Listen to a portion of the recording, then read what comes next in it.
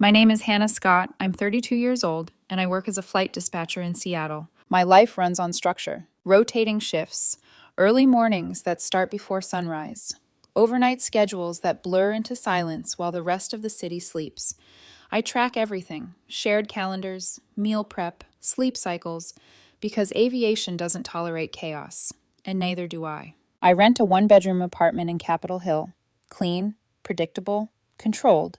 That's how I've always kept things stable. My fiancé, Daniel Hayes, is 29, or at least he was. We had been together just over 3 years, engaged for 6 months, wedding planned for late summer, deposits paid, save the dates already sent. On paper, everything made sense. Daniel works as a graphic designer, creative, expressive, the kind of man who could walk into a room and immediately shape the energy without trying too hard. People liked him. I liked him. But Daniel had a way of presenting things, not as discussions, but as conclusions. And if you challenged him, he didn't argue. He reframed, smoothed, redirected, until somehow you were the one questioning yourself. I had noticed that pattern early. I just didn't think it would matter this much. Last Thursday, I went to his apartment after a 12-hour shift. He had texted earlier, "We need to talk about something important." I assumed it was wedding logistics, the caterer.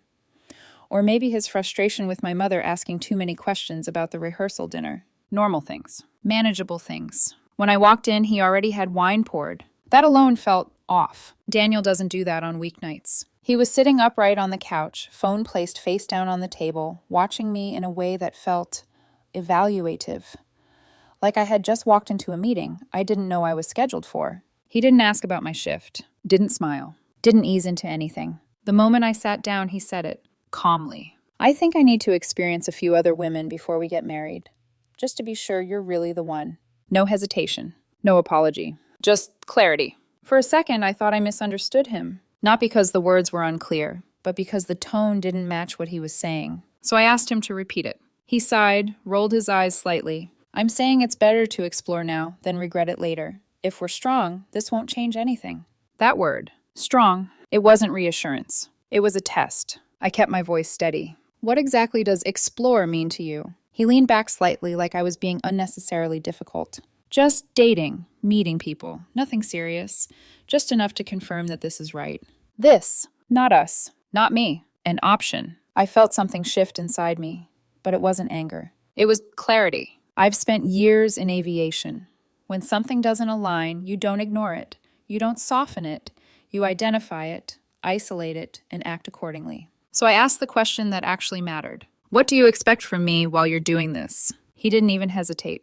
"I'd expect you to stay committed. This isn't about you. It's about me being sure." There it was. Not confusion. Not fear. A framework. Carefully built. Delivered like a reasonable proposal. He even took a sip of wine after, like he had just presented a well-structured argument. I studied him for a moment. The calm. The confidence. The expectation that I would understand. And that's when I realized something important. He wasn't asking. He thought this was a negotiation he had already won. I nodded slowly. Not in agreement. Just acknowledgement. Then I said very simply, "No." He blinked. Just once. Confused. So I continued. "If you feel the need to date other women before marrying me, then we're not aligned on what engagement means." His expression shifted, subtly at first, then all at once. "You're being extreme," he said quickly. "This is just a conversation." I shook my head. "No, this is a decision." I stood up. Reached for my jacket. "I'm not going to compete for my own fiancé. I'm not going to wait while you evaluate other options." His voice sharpened. "Hannah, you're overreacting." I paused at the door. Looked at him one last time. "If you need single life to figure things out, you can have it." Silence. Heavy. Uncomfortable. Real. I'm ending the engagement. For a moment, he just stared at me, like I had broken some script he expected me to follow. Then quickly, "You're not serious." "I am. We've been together 3 years. And this is what you're asking for." His jaw tightened. "This is why people don't communicate honestly," he snapped, "because of reactions like this." I almost smiled at that. Not because it was funny, because it was predictable. I opened the door. "I'll return the ring. We can discuss the vendors later." "Hannah." I didn't stop, didn't turn around, and as I walked out, I heard him say it. "Stop being dramatic." I didn't respond. Because for the first time that night, I wasn't emotional. I was certain. I made it halfway down the block before my phone started ringing. "Daniel." I let it ring. Not out of spite, just sequencing. When something breaks, you don't rush to fix the noise. You assess the structure first. The call stopped, then started again immediately. I kept walking. By the third call, I answered, "Hello." His voice came through sharper than before, but there was something under it now. Not quite panic. Not yet. More like disbelief that things hadn't corrected themselves. "Hannah, what are you doing?" I leaned against a streetlight, watching traffic move through the intersection. "I'm going home." "That's not what I meant." "I know." A pause. "You're spiraling," he said. "You're throwing away 3 years over a hypothetical conversation." Hypothetical. That word landed exactly where I expected it to. "You didn't do anything yet," he continued. "That's the point. I came to you first. I was honest." Honest. I let a few seconds pass before responding. "The only reason you haven't done anything yet is because you wanted permission first." Silence. Then, "That's not fair." "No," I said calmly. "It's accurate." He exhaled sharply, like he was resetting his tone. "You're twisting this into something it's not. This is about growth, about making sure we don't walk into a permanent decision with doubts." There it was again. Reframing. Polished, controlled, almost convincing, if you didn't listen too closely. I shifted the phone to my other hand. "If I had told you I needed to try out other men before marrying you," I said, "would you be okay with that?" Another pause. Longer this time. "It's different," he said finally. Of course it was. It always is when the direction changes. I didn't ask him to explain. I didn't need to. I hung up. The phone lit up again immediately. I declined it. Then another call. Then another. I turned the screen face down and kept walking. By the time I reached my building, the notifications were stacking. Calls, texts, fragments of sentences trying to pull the narrative back into something manageable. "You're overreacting. Stop being dramatic. Call me back. We're not breaking up over this." I parked in the garage and sat there for a moment before checking them all at once. The tone had already shifted. Now it wasn't just disbelief. It was accusation. "You're punishing me for being honest. This is why people don't open up. You're proving exactly why I had doubts."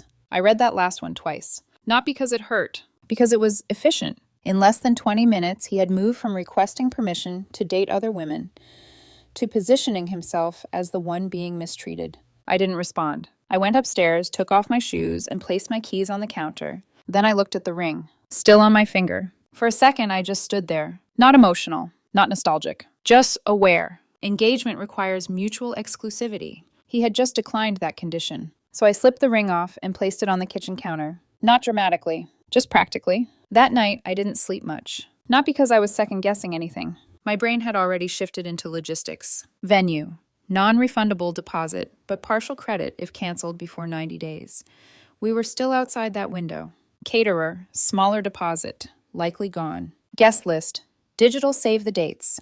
No printed invitations yet. Cleaner than it could have been. Around midnight, my phone buzzed again. "You're acting unstable. This is why people cheat instead of being honest." I was trying to protect us. I stared at that last message. Protect us. The language mattered. He was positioning the request as a favor. Transparency as generosity. Permission as maturity. Around 1 a.m., the tone shifted again. "Can we just talk calmly tomorrow? I didn't mean it like that. You're twisting my words." I glanced at the earlier messages. There was no ambiguity. No misinterpretation. Just revision. At 6:30, my alarm went off. My phone lit up immediately. Missed calls. New messages. Another incoming call. I silenced it. Not emotionally. Operationally. I don't mix personal volatility with flight operations. By 9 a.m., there were 12 missed calls. His text had softened. "Please just talk to me. You can't just shut me out. This isn't how adults handle conflict." That one almost made me smile. Adults handle conflict by respecting boundaries. I had stated mine clearly. Engagement without exclusivity wasn't something I entertained. Around noon, the tone changed again. "So this is it? You're really throwing this away? You're unbelievable." I didn't respond. Instead, during my lunch break, I stepped outside and called the venue. Canceled. Requested the partial credit refund. It was simple, professional, final. Then I emailed the caterer. No emotion. Just reorganization. By mid-afternoon, the calls stopped. That silence felt louder than everything that came before. It lasted about 4 hours. Then, just before my shift ended, a single message came through. "I'm coming over tonight. We're not ending 3 years over text." I read it once, then locked my phone. When I got home around 6, his car was already parked outside my building.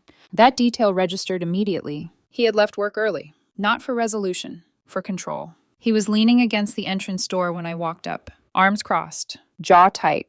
Not apologetic, not uncertain. just composed, like he had already decided how this conversation was supposed to go. He started speaking before I even reached him. "This has gone too far," he said. "You've made your point." "My point." I didn't respond. I unlocked the door and walked inside. He followed. "I never said I was actually going to do anything," he continued. "This was theoretical. You escalated it." I pressed the elevator button. Waited. "Let him talk."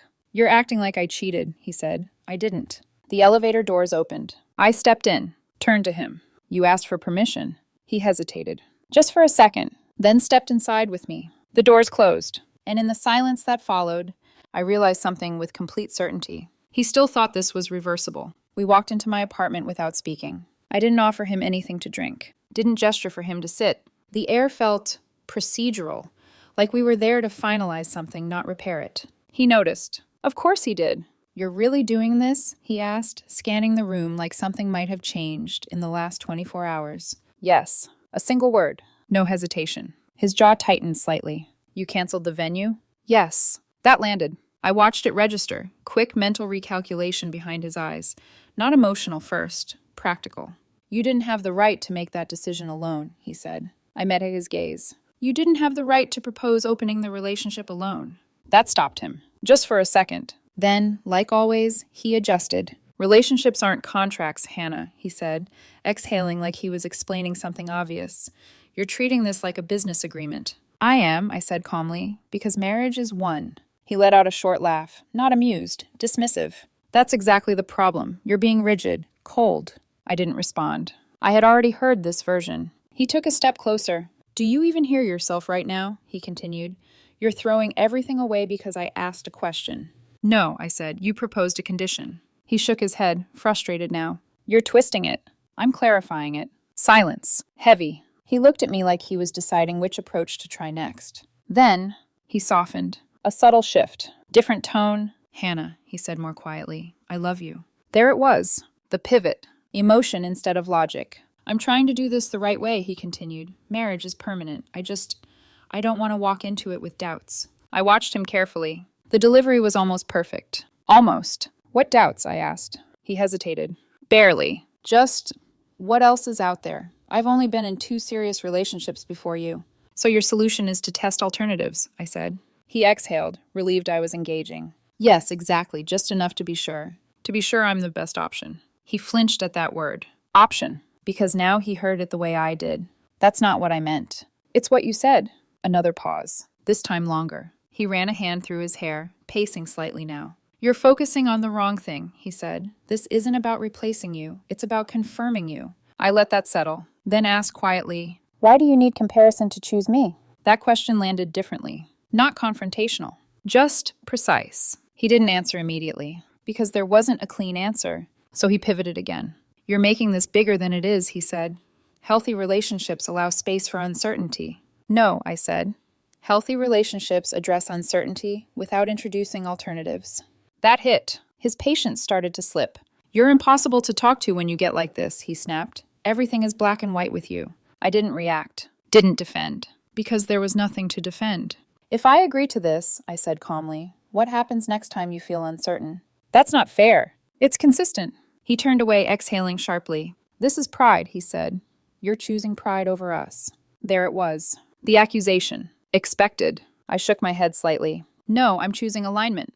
He looked back at me. "And if alignment requires flexibility?" "Not on this." The room went quiet. No movement. No raised voices. Just stillness. 2 people standing in a space that no longer fit both of them. He studied me. Really studied me this time. Like he was trying to find the version of me that would bend. That would soften. That would say, "Okay, let's talk this through." But that version wasn't there. Not anymore. "You're serious," he said finally. "Yes." A beat. Then another. And something shifted in his expression. Not anger. Not frustration. Something closer to realization. "You're actually willing to lose this," he said. I held his gaze. "I'm not losing it." That was the moment. The exact moment the dynamic flipped. Because until then, he believed he had leverage. Time. History. Attachment. But the second he realized I wasn't negotiating, that leverage disappeared. "You're overreacting," he said again, but it sounded thinner now, less certain. "I'm responding." Another silence. Then he tried one last angle. Quieter this time. Almost careful. "Can we just slow this down?" he asked. "Talk about it properly. No decisions tonight." I considered that for exactly 1 second. Not because I was unsure, because I wanted to answer precisely. We already did.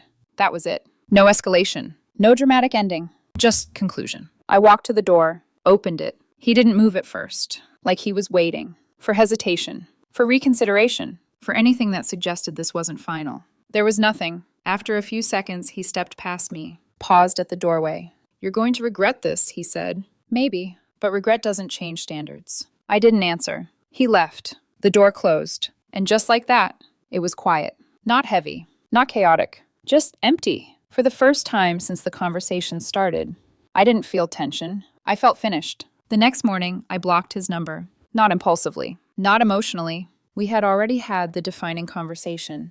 Everything after that wasn't about clarity. It was about control. About reshaping what had already been said into something more acceptable. I wasn't interested in participating in that. I blocked his calls, his texts, then removed him from social media. Not to make a statement, to prevent escalation. Silence settled in almost immediately. For about 2 hours. Then an email came through. Subject line, "We need to talk like adults." I opened it. He wrote that blocking him was childish, that it proved I couldn't handle uncomfortable conversations, that he had tried to be honest and I punished him for it. Different wording, same structure. In every version of his explanation, there was a pattern. He was reasonable. I was reactive. He was thoughtful. I was rigid. There was never a version where his request itself was inappropriate. That absence mattered more than anything he actually said. He also mentioned his friends. "They think your reaction was extreme." I paused there. That wasn't information. That was leverage. Social pressure, packaged as consensus. I closed the email without responding. During my lunch break, I called the remaining vendors. Floor plan, canceled. Photographer, release the date with partial refund. DJ, deposit lost. Acceptable. Each call made it more real. Less theoretical. Less emotional. By mid-afternoon, I received a message from an unknown number. "You can't just erase me." Daniel, new number. I blocked that one too. Not avoidance. Containment. Because repetition wasn't going to produce a different outcome. It would only give him more opportunities to reshape the narrative until it sounded reasonable enough to reconsider. By evening, something unexpected settled in. Relief. Not happiness. Not satisfaction. Just the absence of negotiation. And it was quieter than I expected. That quiet lasted 3 days. On the 4th, he showed up again. This time, he didn't wait outside. He used the building directory to call my unit directly. The intercom buzzed. Then his voice came through the speaker in the hallway. "Hannah, stop avoiding me. We need to finish this." Finish what? From my perspective, it was already done. I didn't answer. He rang again. Then silence. A few minutes later, my phone buzzed with a notification from our shared wedding planning app. I opened it. He had logged in, changed the event status from canceled to paused. I stared at the screen for a moment. That told me everything. He still thought this was reversible. Still believed this was a delay, not an ending. I logged in, removed myself from the account entirely, then emailed the venue again, confirming cancellation, explicitly stating no reinstatement without my consent. Because clarity isn't just emotional, it's procedural. About an hour later, my phone rang again. This time, it was his sister. I answered, not because I wanted to reopen anything, because she wasn't part of the conflict. "Hey," she said, her voice uncertain. "What's going on?" Not accusatory, just confused. I leaned against the kitchen counter. "Daniel told me he wanted to date other women before the wedding, to make sure I was the right choice," I said. I said no, so I ended the engagement. Silence, long enough to register. "He said that?" she asked. "Yes." Another pause, then a quiet exhale. "I'll talk to him." "I'm not asking you to," I said. "I know," she replied, "but I will." We ended the call there. No mediation, no negotiation, just acknowledgement. That evening, another email came through. Short, sharp. "You're humiliating me. Do you know what people are saying?" I read it once, then again. That sentence clarified something important. This wasn't about the relationship anymore. It was about perception, reputation, control of the narrative. And if that was the priority, then I had made the right decision. Still, a small part of me anticipated escalation. Because people who expect negotiation don't always accept finality quietly. The escalation came 2 days later. A mutual friend texted me, "Hey, are you okay?" That alone told me everything. Daniel had started talking. And not just talking, framing. According to the version circulating, I had panicked over a harmless conversation, canceled the wedding without discussion, shut down emotionally instead of communicating like an adult. I didn't launch a counter-narrative. I don't recruit juries for breakups, but I also don't allow distortion to stand unchallenged. So when people reached out, I kept it simple. He told me he wanted to try other women before marriage. I declined and ended the engagement. No commentary. No emotion. Just facts. Facts stabilize things quickly. A few days later, another email. This one longer. He wanted to meet. In person, for closure. He said things had unraveled too fast. That we owed each other a real conversation. I read it twice. Nothing had unraveled. A boundary had been crossed. I responded once. If there are items to exchange, we can coordinate a drop-off time. There is no further relationship discussion needed. His reply came within minutes. So that's it? 3 years reduced to scheduling? The phrasing was deliberate. Cold. Designed to provoke doubt. I answered once more. 3 years ended when you asked to explore other women before marriage. I'm simply respecting that. There was a long pause after that. Then, another shift. I didn't mean it like that, he wrote. I was scared. I thought you would reassure me, not leave. That line stayed with me. Not because it changed anything. Because it revealed everything. He hadn't expected consequences. He had expected comfort. I didn't respond. Instead, I arranged for his belongings to be exchanged through a mutual friend. Neutral ground. No reopening. No reinterpretation. That night, one final message came through. You're going to regret not fighting for us. I stared at the screen for a moment, then put the phone down. Because from my perspective, I had, just not in the way he wanted. The exchange happened on a Saturday afternoon. I packed everything that was clearly his into 2 medium boxes. Clothes he kept at my place, a spare toothbrush, a few design notebooks. Nothing sentimental, at least not anymore. I didn't linger over any of it. Context matters more than objects. And the context was gone. Our mutual friend picked the boxes up from the lobby. I didn't go down. About an hour later, he texted me. She's not taking this well. I read it. Didn't respond. There wasn't anything to add. That evening, an email came through. From Daniel. No greetings this time. No soft opening. Just anger. You embarrass me. Do you know what people are saying? I kept reading. They're asking what happened, and I don't even know what to tell them. You made me look unstable by telling everyone the worst version of this. That line stood out. Not that I ended things. Not that the relationship was over, but that I hadn't protected his image after he asked to open it. He continued. I turned someone down for you. Someone who was interested. I chose you. I paused there. Read it again. Carefully. Because that wasn't hypothetical anymore. That wasn't curiosity in the abstract. That was specific. Someone. A person he had already considered. And suddenly, everything aligned. The calm delivery. The rehearsed framing. The confidence. This hadn't been a spontaneous thought. It had direction. Possibly even a name. And for a brief second, I considered it. Wondered who she was. Whether it was someone new or someone familiar. An ex, maybe. The kind of unresolved connection that never fully closes.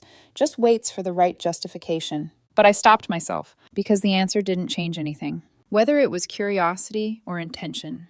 The outcome was the same. He saw commitment as conditional. I didn't. Around midnight, another message came through. You could have fought for me. I stared at that one longer than the others. Because from his perspective, fighting meant staying, convincing, reassuring, adapting. But from mine, fighting meant something else entirely. It meant holding the line, even when it cost something. Especially when it cost something. 3 months passed, quietly. The refunds were settled, most deposits partially recovered.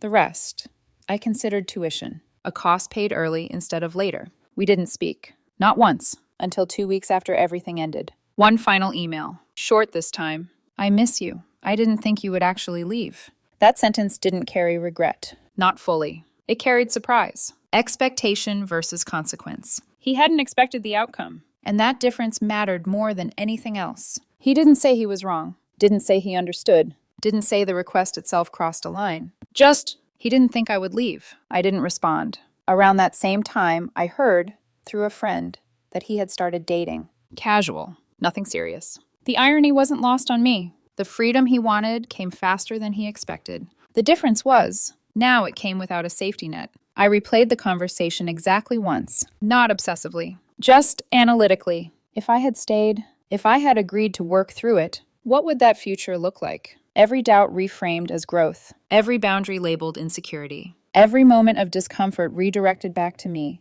Marriage doesn't fix dynamics. It magnifies them. That was the part that stayed with me. Not the request itself, but the mindset behind it. The belief that commitment could be paused, adjusted, negotiated, until it felt convenient enough to accept. that love required proof through comparison. That certainty needed options. And maybe for him, it did. But for me, it didn't. The most interesting part wasn't how it ended. It was how quickly the power shifted. The moment I removed myself from negotiation, everything changed. Not because he suddenly valued exclusivity, but because he lost access to it, lost the assumption, lost the guarantee. And without that, the entire structure collapsed. I'm not perfect. I'm not immune to doubt, to curiosity, to wondering what else exists beyond what you've chosen. But when I commit, I close doors intentionally. Not because I have to, because I choose to.